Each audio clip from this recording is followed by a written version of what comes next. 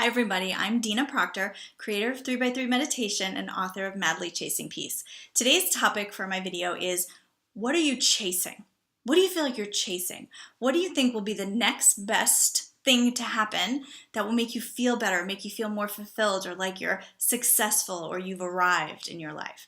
Many of us are chasing relationships or love or chasing money or chasing a feeling of success or fulfillment in our work or in our careers. So that because we feel like if I could just get this going in my life, if I could get this area right, or if I could just fill in the blank, if I could just get out of debt, if I could just get on top of my bills, if I could just achieve a little bit of success in my career, if I could just be able to quit my job to do something amazing. We have all of these things like, if I could just, fill in the blank, then my life would be magical. Then I would feel better. Then I will feel like I've made something of myself, right?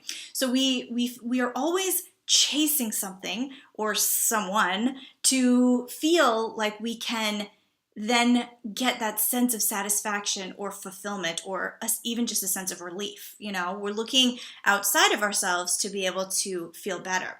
So all of that is backwards. And if you know anything about all of this kind of work, law of attraction and mindset and mentality and the role of emotions, part of you already knows that there's nothing on the outside that can make you feel better on the inside. The whole key is to be able to find that inner space of fulfillment and peace, and then watch how the outside comes to match it after you create that place of peace inside of yourself.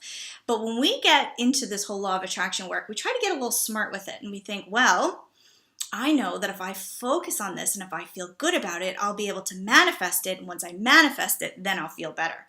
And that whole idea is actually still backwards, because it's still putting emphasis on creating something on the outside in our external world to be able to feel better on the inside. So it's well-intentioned, there's not a person I've ever met that would say that they didn't try to do that at some point in their life. That was my whole way of living before I understood the role of mindset and emotion in all of this stuff. So I want to bring that up because we want to catch that if we're doing that, kind of meditating in order to. Am I doing this work in order to create something on the outside because I think that in creating this on the outside, I'm going to feel better on the inside?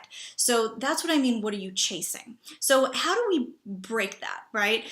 It's really about, how do I find peace and fulfillment without a hair on anybody else's head changing? How do I find a place of peace and satisfaction and happiness in myself, even if nothing in my exterior world changes? That's the game of life. That's the whole key and the whole trick. Because when you master that, your circumstances can't not change.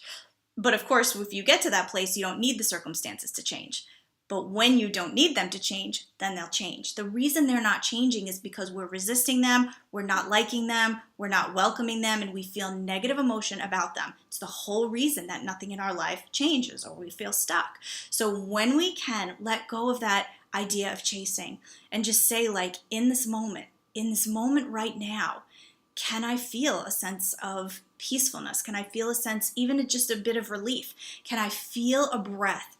Can I feel one breath deep inside of my body? Can I feel one? Can I feel one breath? Can I feel one moment, right? Because when you can feel one moment and then 2 moments and 3, it doesn't have to be a whole long time, but just these pockets of time throughout your day that you can feel that place of expansiveness and that place of peace. When that becomes your new normal, you'll start feeling neutral about your circumstances, and you'll start feeling kind of an absence of negative. You'll start to notice, like, wow, that really used to annoy me, or that really used to bother me, and just doesn't bother me anymore. It doesn't have the power to disconnect me. Because our power cord is designed to be plugged into that one inner source, power, peace, and wisdom. And when it gets unplugged, it's just going to plug into anything outside of ourselves. And that's why we're chasing this stuff, or chasing these people or ideas or ideals. So we can just kind of master that. The outside can't help but change.